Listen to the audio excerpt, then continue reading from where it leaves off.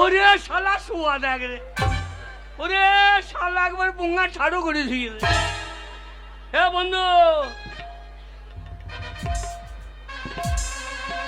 ওরে বাবরে আগে ঝোলা টাকা রে, শালা টাকা ঝুলছে শালা।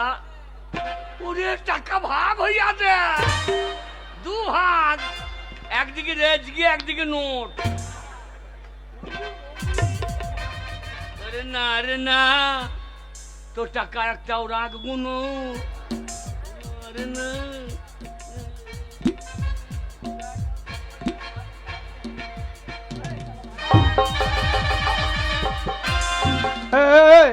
ও বন্ধু, এই এটা কি হলো? তুমি আমার পকেটে হাত ধরেছো কেন?